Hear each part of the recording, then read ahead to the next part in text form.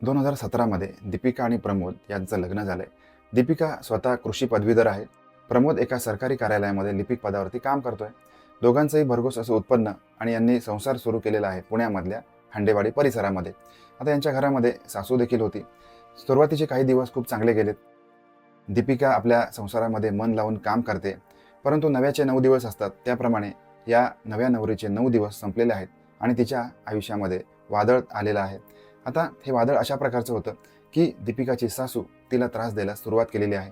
माहेरून पैसे घेऊन ये, हुंड्याचे पैसे घेऊन ये, अशा स्वरूपामध्ये या दीपिकाच्या मागे सततचा तगादा. याच्यामुळे ही दीपिका दिवसभर त्रस्त असायची आणि आता कालांतराने हा नवरा देखील तिला मानसिक तसेच शारीरिक स्वरूपाचा त्रास द्यायला तिच्या नवऱ्याने तिला सुरुवात केलेली आहे. आता काही दिवस उलटलेत. दीपिका गरोदर राहिलेली आहे. आता दीपिका जी गरोदर राहिलेली आहे त्या गरोदरपणामध्ये तिची काळजी घेण्याची गरज होती, परंतु या नवऱ्याकडून तिच्यावरती शारीरिक अत्याचार होत होते. गरोदर असताना देखील तिच्यासोबत हा प्रमोद शरीर संबंधांची मागणी करत होता आणि शरीर संबंध प्रस्थापित करत होता. त्याचबरोबर गरोदरपणामध्ये तिला त्रास देण्याच्या उद्देशाने तिच्या पोटावरती लाथाबुक्क्यांनी देखील मारहाण केलेली होती, अशी देखील माहिती समोर येत आहे. आणि आता दीपिका जी आहे ही तिचं जीवन कसंबसं आपल्या सासरी कंठत आहे. कारण शेवटी संसार असतो.